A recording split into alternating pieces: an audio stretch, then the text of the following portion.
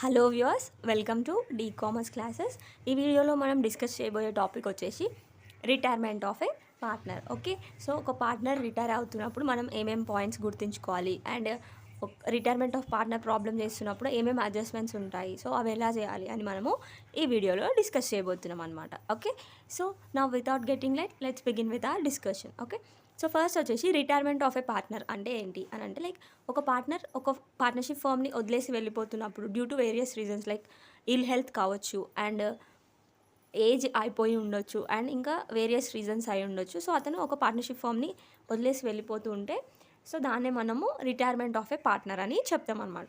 Okay, so the basic difference between admission and retirement of a partner వచ్చేసి, so అడ్మిషన్లో ఒక partner join అవుతారు and రిటైర్మెంట్లో ఒక partner వెళ్ళిపోతారు అనమాట పార్ట్నర్షిప్ ఫామ్ నుంచి. ఓకే, సో ఇప్పుడు మనం పాయింట్స్ టు బి రిమెంబర్డ్ ఏమేమి ఉన్నాయో చూద్దాం. Okay, so points to be remembered వచ్చేసి, సో ఫస్ట్ వన్ వచ్చేసి రివాల్యుయేషన్.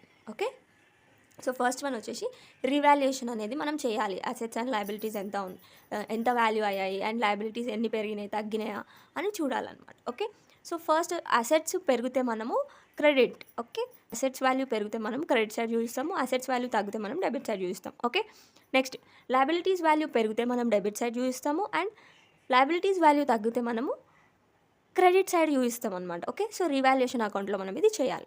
ఓకే, సో ఇక్కడ మనం గుర్తుంచుకోవాల్సిన పాయింట్ ఒకటి వచ్చేసి ఏంటి అని అంటే, అడ్మిషన్ ఆఫ్ పార్ట్నర్ ప్రాబ్లం చేసేటప్పుడు మనము ఇన్కమింగ్ న్యూ పార్ట్నర్కి మనము రివాల్యుయేషన్లో ప్రాఫిట్ వచ్చినా లాస్ వచ్చినా మనము షేర్ అనేది ఇవ్వము. ఓకే, కానీ రిటైర్మెంట్ ఆఫ్ పార్ట్నర్ ప్రాబ్లం చేస్తున్నప్పుడు ఏం చేయాలి అని అంటే, రివాల్యుయేషన్లో మనకి లాస్ వచ్చినా ప్రాఫిట్ వచ్చినా రిటైరింగ్ పార్ట్నర్కి కూడా షేర్ అనేది ఇవ్వాల్సి ఉంటుంది. Okay, so this is regarding the revaluation of assets and liabilities. So first point ఇది. Next gaining ratio. సో మనము నెక్స్ట్ వచ్చేసి గెయినింగ్ రేషియో అనేది కనుక్కోవాలి. సో గెయినింగ్ రేషియో అనేది ఎందుకు కనుక్కోవాలి అని అంటే, ఇప్పుడు రిటైరింగ్ పార్ట్నర్ ఉంటాడు కదా, సో అతనికి కొంచెం గుడ్ విల్ ఉంటుంది. సో ఫర్మ్లో ఉన్న గుడ్ విల్లో అతనికి కొంచెం షేర్ అనేది ఉంటుంది కదా, సో ఆ షేర్ ఆఫ్ గుడ్ విల్ని మనము కంటిన్యూయింగ్ పార్ట్నర్స్ ఎవరైతే ఉన్నారో సో వాళ్ళ అకౌంట్కి డెబిట్ చేస్తాం అనమాట. ఓకే, సో డెబిట్ ఏ రేషియోలో చేస్తాం మరి అని అంటే గెయినింగ్ రేషియోలోనే చేస్తాం. కాబట్టి గెయినింగ్ రేషియో అనేది కనుక్కోవాలి. సో గెయినింగ్ రేషియో అంటే ఏంటి అని అంటే, ఇప్పుడు ఎవరైతే పార్ట్నర్ వెళ్ళిపోతున్నారో రిటైర్ అవుతున్నారో అతని షేర్ని ఏ రేషియోలో కంటిన్యూయింగ్ పార్ట్నర్స్ ఆ షేర్ని డివైడ్ చేసుకున్నారో అదే గెయినింగ్ రేషియో అనమాట.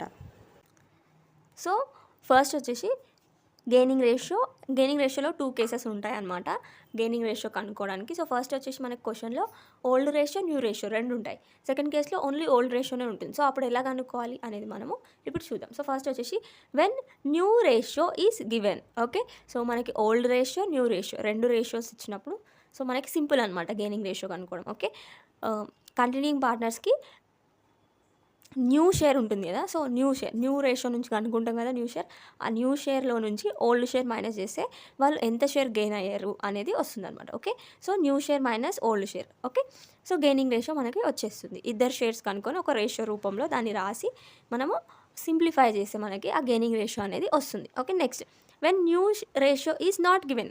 సో న్యూ రేషియో ఇవ్వలేదు, అప్పుడు మనకి ఈ ఫార్ములా యూజ్ చేయడానికి ఉండదు. సో ఎందుకంటే మనకి న్యూ షేర్ తెలియదు కాబట్టి. ఓకే, సో అప్పుడు ఏం చేయాలి, ఫర్ ఎగ్జాంపుల్ 5:3:2 అనేది ఒక ఓల్డ్ రేషియో అండ్ ఏబిసి అనేవాళ్ళు పార్ట్నర్స్ ఉన్నారు అండ్ సి అనే పర్సన్ రిటైర్ అయ్యారు.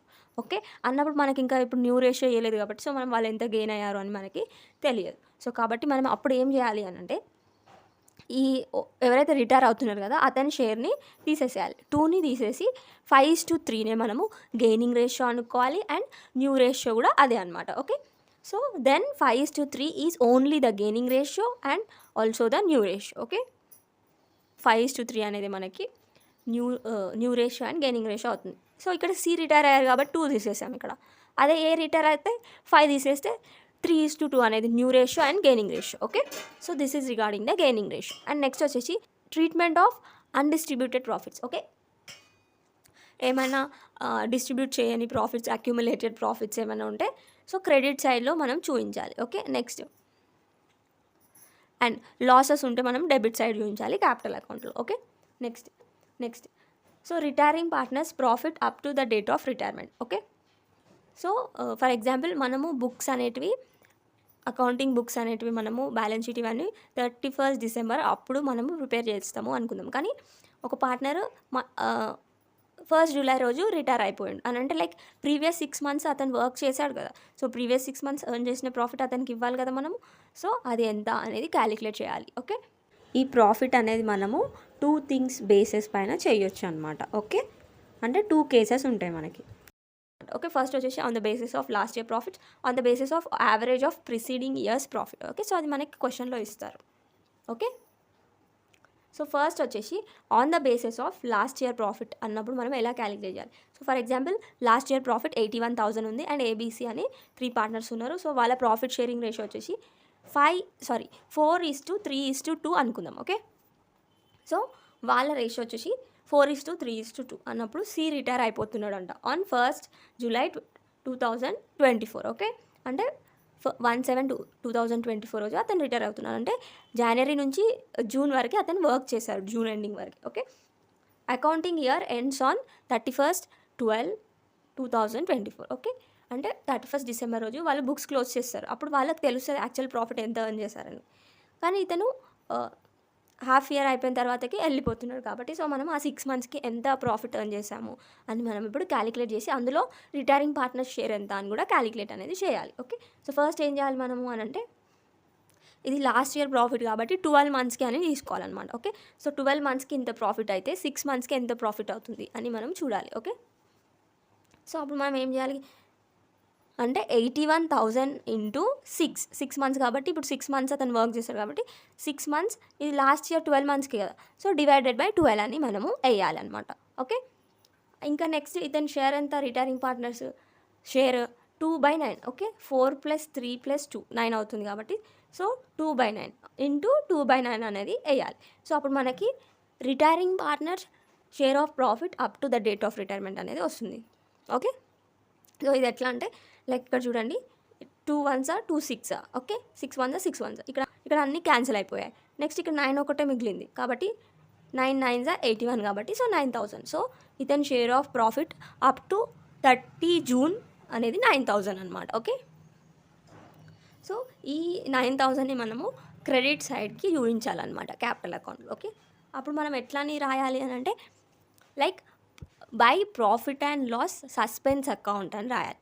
Okay, by profit and loss suspense account అని మనము రాయాల్సి ఉంటుంది. ఓకే, అండ్ నెక్స్ట్ వచ్చేసి on the basis of average of preceding years profit. Okay, preceding year ప్రాఫిట్ని కూడా మనం యూజ్ చేసుకొని అంటే ప్రిసీడింగ్ ఇయర్స్ అనమాట. ఓకే, 2-3 years అట్లా యావరేజ్ తీసుకొని యావరేజ్ని యూజ్ చేసి క్యాలిక్యులేట్ చేయండి అని చెప్పి చెప్తున్నారు మనకి. ఓకే, సో ప్రిసీడింగ్ ఇయర్స్ అంటే ఇప్పుడు 2024లో అతను వెళ్ళిపోయారు అన్నప్పుడు 2023 యొక్క ప్రాఫిట్ ఎంత ఉంది ఇయర్కి 9,000, 2002లో 8,000, 2001లో 10,000 ఉంది. సో ఇప్పుడు మనం ఏం చేయాలి అని అంటే యావరేజ్ కనుక్కోవాలన్నమాట. ఈ 3 years యావరేజ్ అనేది మనకి కనుక్కోవాలి. ఓకే, అది 3 years యావరేజా 4 years యావరేజ్ అనేది మనకి క్వశ్చన్లో ఇస్తారు. ఓకే, సో ఇక్కడ నేను 3 years ఎగ్జాంపుల్గా తీసుకున్నాను కాబట్టి సో 3 years యావరేజ్ తీసుకోవాలి. ఓకే, సో 3 years యావరేజ్ అని అంటే 21, 22, 23. ఓకే, సో 10 + 9 + 8 అంటే 27 వస్తుంది divided by 3. Okay, 27,000 divided by 3 = 9,000. So average profit వచ్చేసి 9,000 వచ్చింది. సో ఈ 9,000 అనేది మనకి ఫర్ 1 year.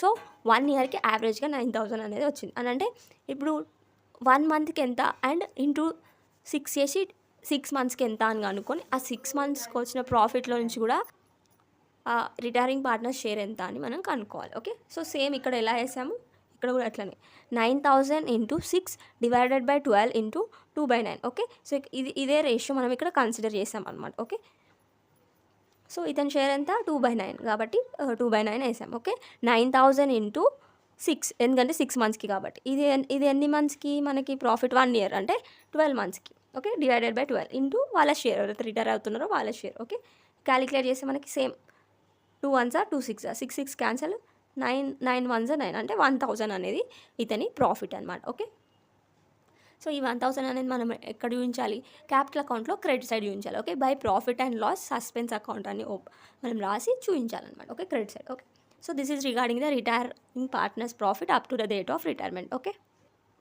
నెక్స్ట్ వచ్చేసి treatment of goodwill. Okay, so మనకి గుడ్ విల్ ట్రీట్మెంట్లో కూడా 2 cases ఉంటాయి అన్నమాట. ఓకే, మనం same like admission of partner only మనకి బ్యాలెన్స్ షీట్లో ఇస్తే మనము రిటర్న్ ఆఫ్ చేయాలన్నమాట. ఓకే, బ్యాలెన్స్ షీట్లో అసెట్ సైడ్ కొంచెం వాల్యూ ఆఫ్ గుడ్ విల్ ఇచ్చారు అన్నప్పుడు మనము రిటర్న్ ఆఫ్ అనేది చేయాలి. ఓకే, అండ్ రిటర్న్ ఆఫ్ అంటే మనం డెబిట్ సైడ్ చూపించాలన్నమాట. ఓకే, సో ఫస్ట్ కేస్ వచ్చేసి when it is given in balance sheet. Okay, అంటే ఇట్ ఈస్ అంటే గుడ్ విల్ అనమాట. Okay, so A, B and C are 3 partners and వాళ్ళ రేషియో వచ్చేసి 1:1:1. ఓకే, గుడ్ విల్ వచ్చేసి 3000 ఉంది బ్యాలెన్స్ షీట్లో. సో ఇప్పుడు మనం రిటర్న్ ఆఫ్ చేయాలి కదా, సో అది ఎట్లనో చూద్దాం. ఓకే, సో ఇక్కడ మనకి న్యూ రేషియో ఇవ్వలేదు కాబట్టి సో మనం గెయినింగ్ రేషియో ఏదని తీసుకోవాలి అని అంటే సి రిటైర్ అవుతున్నాడు అని అనుకుందాం. ఓకే, నేను సి రిటైర్ అవుతున్నాడు అనమాట. ఓకే, ఓకే, సి రిటైర్ అవుతున్నాడు అన్నప్పుడు సో ఈ 1 తీసేసి 1:1 న్యూ రేషియో, 1:1 గెయినింగ్ రేషియో అనేది లాగా మనం కన్సిడర్ చేయాలన్నమాట. ఓకే, సో ఇక్కడ మనం రిటర్న్ ఆఫ్ చేస్తున్నాం కాబట్టి first continuing partner share of good will calculate చేయాలి. ఆ తర్వాతకి retiring partner share of good will ఉంటుంది కదా, ఆ గుడ్ విల్ని గెయినింగ్ రేషియోలో కంటిన్యూయింగ్ పార్ట్నర్స్కి డివైడ్ చేయాలన్నమాట. ఓకే, ముందు క్యాలిక్యులేట్ చేసిన గుడ్ విల్ అండ్ ఇప్పుడు గెయినింగ్ రేషియోలో షేర్ చేసిన గుడ్ విల్ యాడ్ చేయాలి. యాడ్ చేసి డెబిట్ చేయాలన్నమాట. ఓకే, ఈ యొక్క అడ్జస్ట్మెంట్ని ఇప్పుడు మనం ఇక్కడ ఉన్న ఎగ్జాంపుల్తో ట్రై చేద్దాం. ఓకే, సో ఇక్కడ ఇచ్చిన ఎగ్జాంపుల్లో బ్యాలెన్స్ షీట్లో 3000 అని గుడ్ విల్ ఇచ్చారనమాట. ఓకే, సో 1:1:1 కాబట్టి ఈ రేషియోలో మనం క్యాలిక్యులేట్ చేస్తే ఏకి, బీకి, సికి ముగ్గురికి 1000 వస్తుంది అనమాట. ఓకే, 3000 × 1/3, 3000 × 1/3, 3000 × 1/3 చేస్తే 1000 వస్తుంది. సో ఏకి 1000, బీకి 1000 వేయాలన్నమాట. ఓకే, అండ్ సి యొక్క share of good will 1000 rupees ఉంది కదా, ఆ 1000 రూపీస్ని గెయినింగ్ రేషియోలో ఏకి, బీకి డివైడ్ చేయాలన్నమాట. డివైడ్ చేసి వాళ్ళ గుడ్ విల్ ఉంది కదా 1000, సో ఆ 1000 రూపీస్కి యాడ్ చేయాలి. ఓకే, సో ఇప్పుడు చూద్దాం మనము. సి యొక్క షేర్ వచ్చేసి 1000 ఉంది కదా, సో వాళ్ళ గెయినింగ్ రేషియో ఎంత 1:1. ఓకే, అంటే 2 పార్ట్స్ చేసి 1 పార్ట్ ఏ తీసుకుంటున్నాడు, 1 పార్ట్ బి తీసుకుంటున్నాడు. ఓకే, సో కాబట్టి 1000 × 1/2 = 500. ఓకే, ఏకి ఇప్పుడు మనం ఎంత డెబిట్ చేయాలి అని అంటే 1000 + 500 1500 అనేది డెబిట్ చేయాలి. 2 గుడ్ విల్ అని రాసి ఏ కాలంలో 1500 అని రాయాలి. సేమ్ బీకి కూడా అంతే, 1000 + 500 2 గుడ్ విల్ అని రాసి బి కాలంలో 1500 అని రాయాలన్నమాట. ఓకే, ఇంకా సి కాలంలో ఏమి చూపించొద్దు debit side. Okay, so this is the first case. And next వచ్చేసి second case, when goodwill is not given in the balance sheet. Okay, so ఒక్కొక్కసారి మనకి బ్యాలెన్స్ షీట్లో గుడ్ విల్ ఇయర్ అసెట్ సైడ్ ఏమని ఇస్తారంటే అడ్జస్ట్మెంట్లో గుడ్ విల్ వాల్యూడ్ ఎట్ ₹1000, ₹3000 అట్లా ఇస్తారనమాట.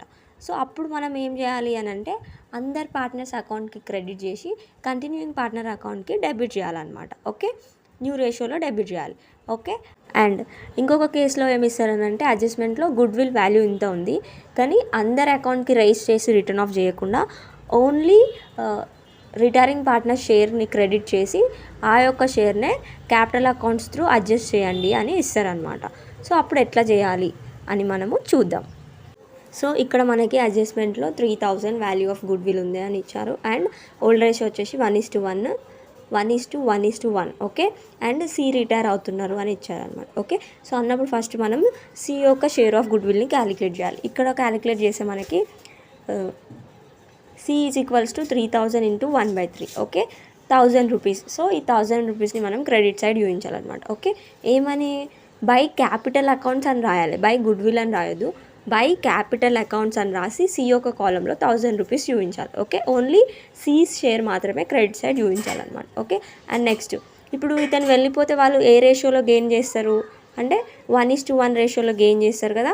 సో అప్పుడు వీళ్ళకి ఈ గెయినింగ్ రేషియోలో 1000ని డివైడ్ చేయాలన్నమాట. Okay, so A is equals to 1000 × 1/2 = 500, B is equals to 1000 × 1/2 = 500. ఈ 500ని మనము డెబిట్ సైడ్ చూపించాలన్నమాట. ఓకే, ఇప్పుడు డెబిట్ సైడ్ చూపించాలన్నమాట. ఓకే, అందుకనే entry A's capital account at R 500, B's capital account at R 500 to C's capital account. Okay, so ఇప్పుడు మనం debit side ఏమని రాయాలి, టు సీస్ క్యాపిటల్ అకౌంట్ అని చెప్పేసి ఏ కాలంలో 500, బి కాలంలో 500 అనేది డెబిట్ అనేది చేయాలి. So this is about second case. ఒక్కొక్కసారి మనకి సెకండ్ కేసులోనే గుడ్ విల్ని రైజ్ చేయండి అండ్ రిటర్న్ ఆఫ్ చేయండి అని చెప్తారు. సో అప్పుడు మనం ఏం చేయాలి, అందరి అకౌంట్స్లో బై గుడ్ విల్ అని రాసి వాళ్ళ షేర్ ఎంత ఉందో అంత వేసేసేయాలి.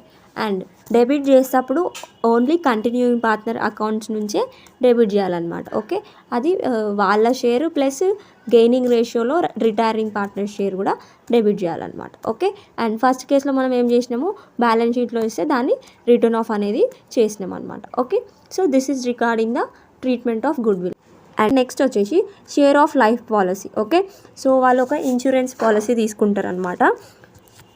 సో ఆ ఇన్సూరెన్స్ పాలసీ ఎవరైనా పార్ట్నర్ చనిపోతే మెచ్యూర్ అయ్యి ఫుల్ అమౌంట్ వస్తుంది. 10 lakhsకి తీసుకుంటే 10 lakhs వస్తుంది. కాకపోతే ఎప్పుడైతే వాళ్ళు రిటైర్మెంట్ అవుతారో పార్ట్నర్, అప్పుడు సరెండర్ వాల్యూ అనేది వస్తుంది. 10 lakhsకి పాలసీ తీసుకుంటే 1 lakh 2 lakhs అట్లా వస్తుంది అనమాట.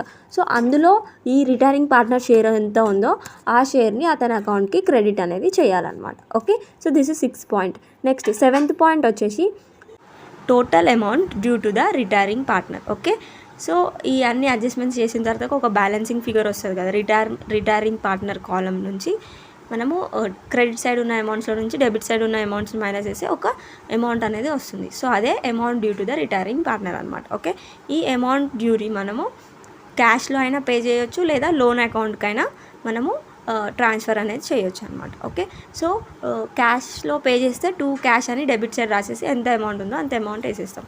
లేదంటే లోన్ అకౌంట్కి ట్రాన్స్ఫర్ చేస్తే 2 రిటైరింగ్ పార్ట్నర్స్ లోన్ అకౌంట్, ఇప్పుడు సి రిటైర్ అయ్యారు అనుకోండి, సీస్ లోన్ అకౌంట్ అని రాసి ఆ అమౌంట్ అతని కాలంలో వేస్తామన్నమాట. ఓకే, సో ఇది క్యాష్లో పే చేస్తే మనకి క్వశ్చన్లో ఇస్తారు. ఓకే, క్యాష్లో పే చేశారు అని క్వశ్చన్లో ఇవ్వకపోతే అది లోన్ అకౌంట్కి ట్రాన్స్ఫర్ చేయాలన్నమాట. Okay, so this is regarding the 7th point. And next 8th point వచ్చేసి capital adjustment. So capital adjustment వచ్చేసి మనం అడ్మిషన్ ఆఫ్ పార్ట్నర్లో ఎలా చేసామో అలాగే అనమాట. ఓకే, సో ఈ అన్ని పాయింట్స్ గుర్తుంచుకుంటే, మనం ఈ అన్ని పాయింట్స్ బాగా నేర్చుకుంటే రిటైర్మెంట్ ప్రాబ్లమ్స్ని మనము ఈజీగా చేయొచ్చు. Okay, so with this we have completed the points to be remembered while doing the retirement of a partner problems, and I hope that you are clear with the concept. And if you have liked my explanation, please like, share and subscribe. Thanks for watching.